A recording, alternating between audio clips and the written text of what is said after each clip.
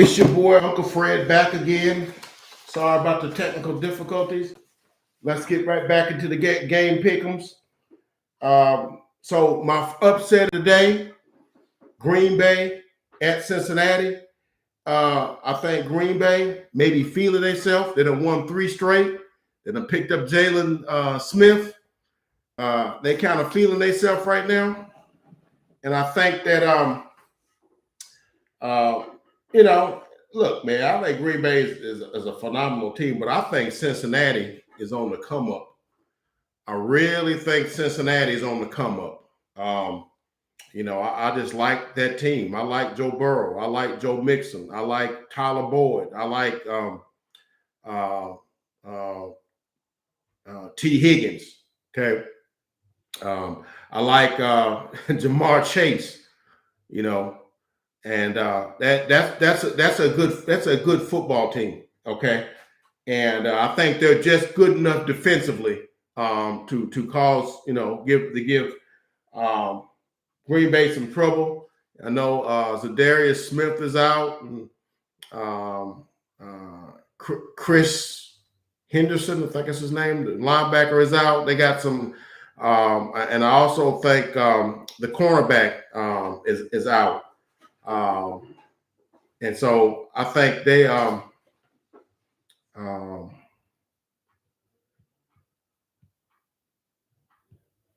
think that they I think they're just good enough to give, and I just think that Cincinnati's just hungry, man. I think they're just ready. And I think Green Bay gonna get their comeuppance this week. I know Aaron Rodgers been all smug and stuff. He flirting with other coaches and stuff. Hey man, I think Cincy's gonna get them. So that's my first upset of the day. Cincinnati winning over Green Bay. Okay. Next game, New England at Houston. Not spending a lot of time on this game because I believe there is an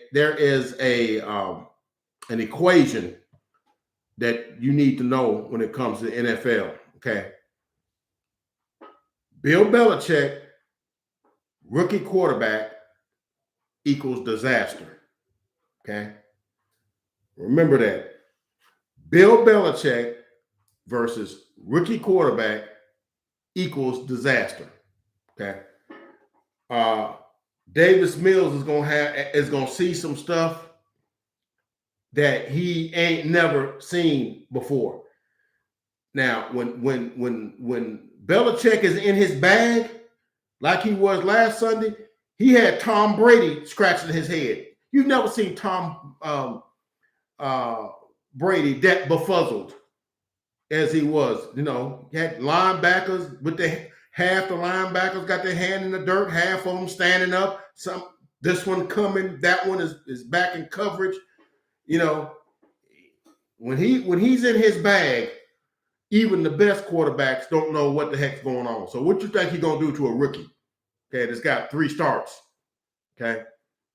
So I look for New England to win it. I don't look for it to be a high scoring, probably like 17-7, 17-0, 17-3, or something like that. As they try to build up their rookie quarterback and Mac Jones. Mac Jones played a good game last week against Tom Brady. I think it was like 30 or 40 for like 275 and 2 touchdowns. Matt can do that thing. So, he's going to do just enough in this game to win. So I got New England winning that one in a low scoring, kind of a probably not that aesthetically pleasing a game, but I look for New England to win that one. All right, next I got Tennessee at Jacksonville. And I think Tennessee is a couple things going on with this game. You got Tennessee with a little egg on their face from last week, losing to the Jets. And, what are you going to do? I'm sure that was a very spirited week of practice that Mike Vrabel had those guys going through. Not sure if Julio or AJ Brown, any of those guys, going to be back for this week. But I think but on the other hand, I think there's a lot of stuff going on with Jacksonville. I mean, you got the head coach last Thursday staying back, getting in trouble up in Columbus, and oh, mercy. It's a lot going on with the Jacksonville Jaguars. That's not a good situation right now. Now, that thing can go one of two ways. Now, if you remember, Jacksonville played a great game against Cincinnati. They just ran out of gas. They really should have won that game. Okay. Trevor Lawrence looked good. Chenault looked good. I mean, they ran the ball some. I mean, they played a great game. And I thought Jacksonville was going to get their first win. Okay. But Joe Burrow was just too much in the second half. I don't even think they punted in the second half. I think they had the ball 4 times. And they scored all 4 times. 3 touchdowns and a field goal. Okay. So anyhow, I just think there's too much going on with that. And I think Tennessee is going to be determined. Look for Derrick Henry. If you'll look back, and I know this is a different Jacksonville team, if you'll look back over the last couple of years, Derrick Henry has had some monster games against the Jacksonville Jaguars. I mean, some of his, 240-yard, 220-yard, 90-yard runs. A lot of that stuff has come against Jacksonville Jaguars. Now, I think Derrick Henry will have a 175 to 200-yard game against Jacksonville, because I think they are mad. I think they are pissed off about what happened to them last week, and I think Derrick Henry is going to eat like he never ate before. I look for Tennessee to win that one big. I'm thinking 35 to 14, something like that. Okay. Then we got Detroit at Minnesota, and I know everybody's looking at saying Uncle Fred been pom-pomming Minnesota ever since week 2. Because, I look at a team and I look at their components. I look at what kind of wide receivers they have. I look at what kind of offensive line they have. I look at the competency of the quarterback. And then I look at what kind of defensive personnel they have. And when you put all that together, you look at the coaching staff and stuff like that. So when I put all that together, you got Mike Zimmer as the coach. You got Kirk Cousins, a more than adequate quarterback, probably the best set of wide receivers in the NFL with Thielen and Jefferson. Probably the second or third best pair of running backs in the NFL with Darwin Cook and Alexander Madison. And then they got defensive line, linebackers, good secondary. What's the problem, Minnesota? Get it done. Okay. I got you guys winning the NFC Central. I need y'all to wake up. Okay. But yeah, Detroit. I mean, look, Detroit tries hard. They're the little engine that couldn't, the little engine that tries. They're competent and scrappy every game, but they're playing at Minnesota. I look for Minnesota to win this one big, because really Minnesota probably could be undefeated, but their offense went to lunch last week against the Cleveland Browns. Myles Garrett, Clowney, and then that defense of the Cleveland Browns with 2 back-to-back, strong showings, shut down that vaunted Minnesota offense. So I look for them to get back, and I'm sure there was a spirited practice on their offensive side for Minnesota, and I look for them I look for Detroit to be the chicken soup for them. We know chicken soup. When you're sick, chicken soup makes you better. So I look for Detroit to be the chicken soup, just what the doctor ordered for Minnesota to get back on the winning side. And I think they go to 2-3. And I think, sadly enough, Detroit goes to 0-5. Okay. Next, I got my second upset of the day. We got Denver at Pittsburgh. And this actually is not even an upset, because really, according to the line, Pittsburgh is favored by 1. But it's one of the lowest over and unders in modern history, because Both of them's offenses are suspect and defenses are strong. Okay. But I'm going to give the nod to Pittsburgh because old Drew Pop Lock is starting for the Denver Broncos. Teddy Bridgewater, it was hurt last week. So I think Drew Lock's going to start for the next few weeks.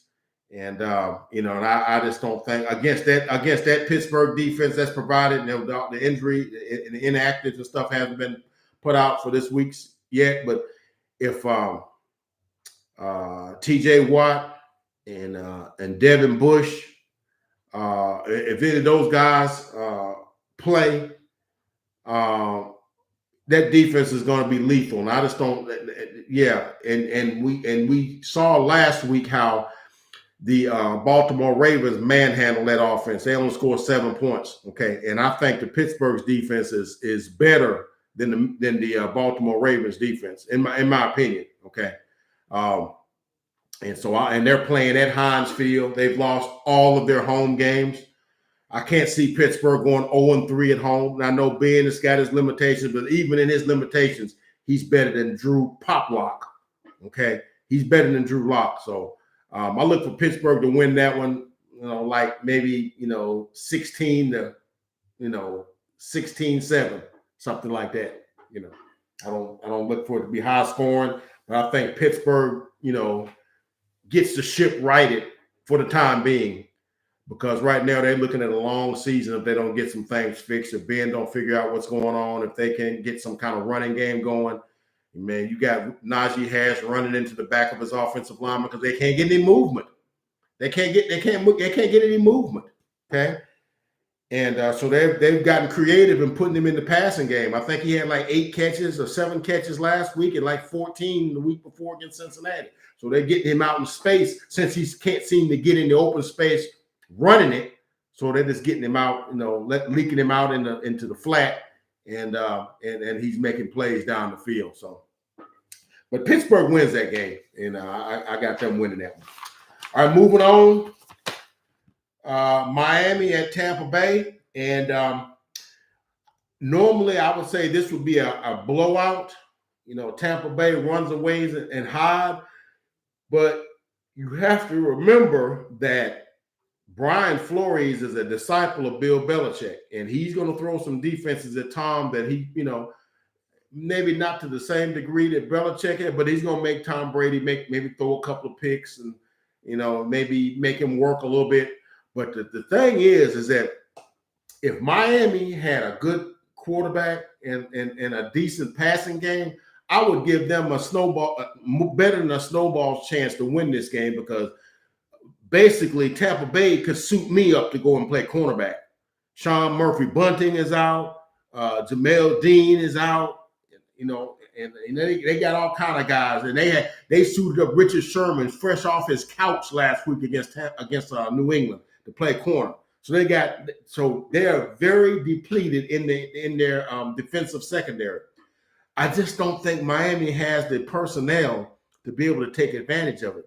I mean, I like Devontae Parker and Jalen Waddle. You know, I like Jalen Waddle. And Gesicki, Mike Gesicki. But their offensive line is just not strong enough to give Jacoby Brissett any time. It's still some weeks away before Tua comes back. It's not looking good for Miami right now, and I just think that this is the wrong team on the wrong day, and I just don't think they'll be able to keep up with Tampa Bay offensively. So I think I got Tampa Bay winning this game, and maybe rather easily. So next we got New Orleans at the Washington football team, and all of the experts got the Saints winning that game. And I know the Saints looked kind of disheveled last week with losing to the Giants. They're up like 21-10, and they ended up losing to the Giants. And they allowed Danny Dimes to throw for full 2 and 3 touchdowns. This is a tough one.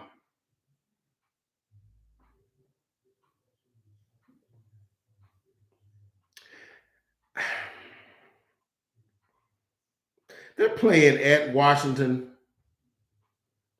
And over the last few years, the New Orleans Saints have not really been good on grass, outdoors. Man, I just can't see them going 2-3 with that. I don't know. Uh Washington had that good win against, but I mean they had to scuffle to beat the Atlanta Falcons. Give me New Orleans. Um, give me New Orleans. I don't know how, but somehow all of my algorithms are telling me New Orleans is going to win this game, and all the prognosticators have got New Orleans winning. But I just know from history that New Orleans has never played good outside of their dome or inside, outside of their, you know, I just don't like them outside in the elements. And the Washington football team has one of those soggy like fields. I'm against my better judgment. I'm taking New Orleans. I got New Orleans winning that game. I'm going to mark it down because I hadn't even marked that one because I couldn't make up my mind. But I got New Orleans winning that one. Okay.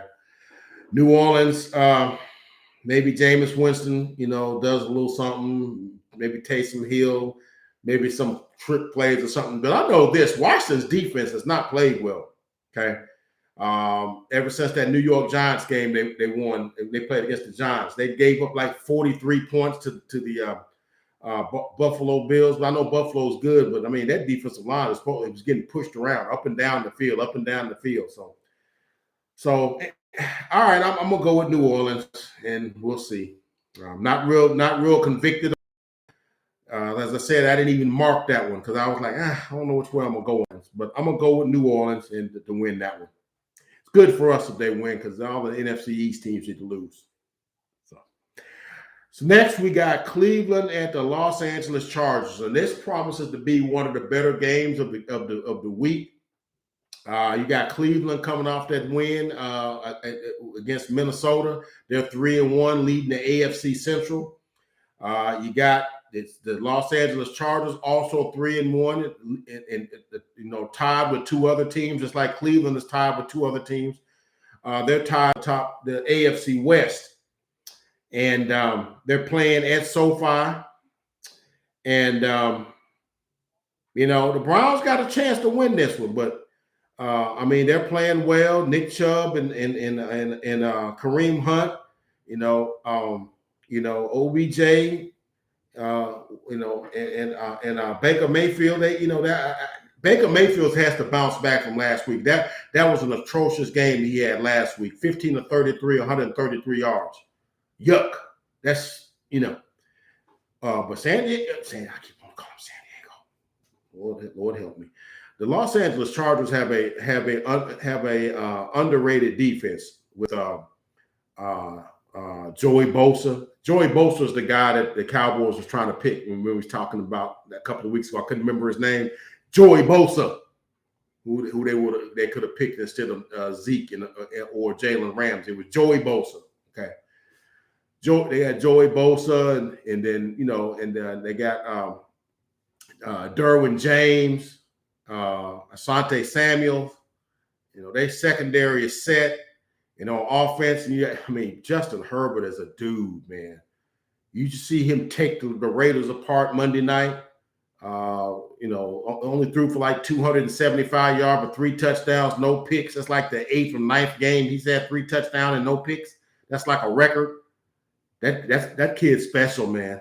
So unassuming, big, strong, put the ball anywhere. But he's like he's good, but doesn't know he's good. Doesn't know how special he is. And then you got probably the best, one of the best set of wide receivers in the game with Mike Williams and Keenan Allen. And then Austin Eckler is underrated too, man. He had 100 yards against the Raiders and a touchdown last week, and I got the Chargers, man. I just think the Chargers have too much, man. I think the Chargers are winning, by maybe a touchdown or so. But it promises to be a good game because that's 2 quality football teams. Okay, but I got the Chargers winning by a touchdown over the Browns. So give me the Chargers. Okay. Next, I'm not going to give any elaboration on this one. I'm just going to give you my pick: the New York Giants, New York Football Giants at the Dallas Cowboys, and of course, I got the Dallas Cowboys. What else would I do? Well, who else would I be? Would I be Uncle Fred if I didn't pick the Cowboys? Because I did pick against the Cowboys against the Chargers in week 2. But but why are you bringing up old stuff, right?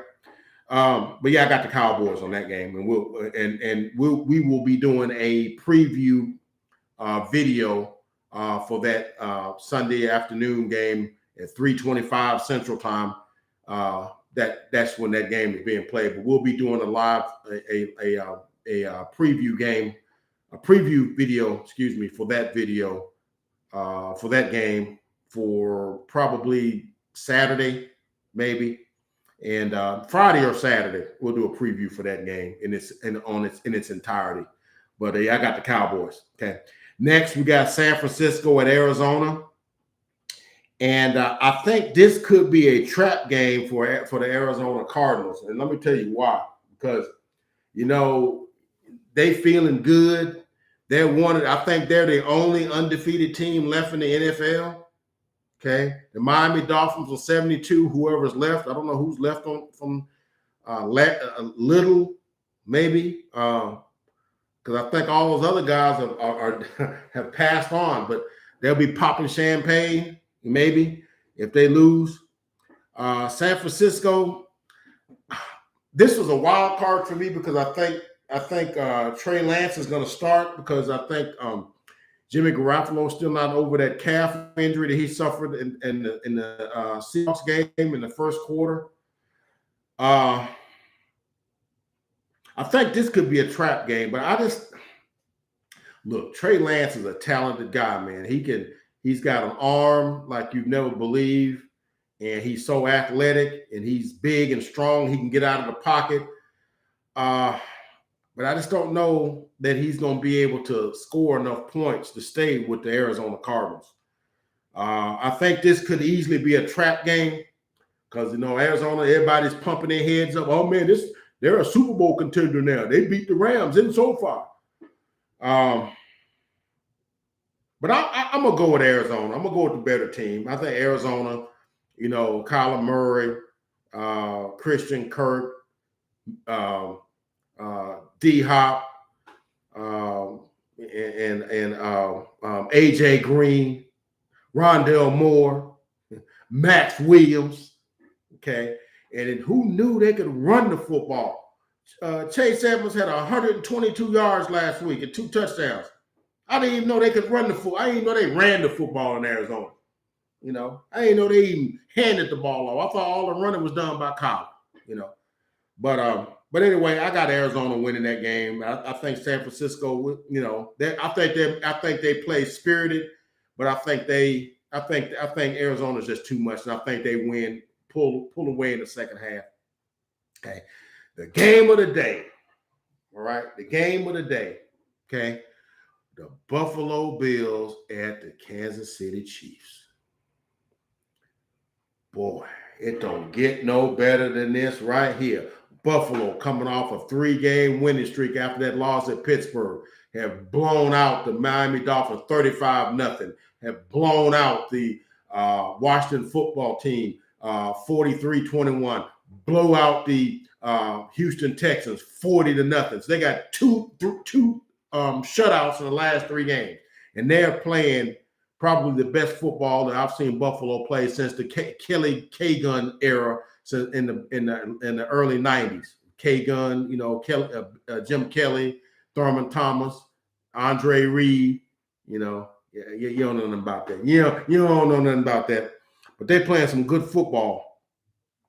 And but in Kansas City, just not. I don't know, something just not. They're just off right now, especially defensively. I am just not feeling their defense right now.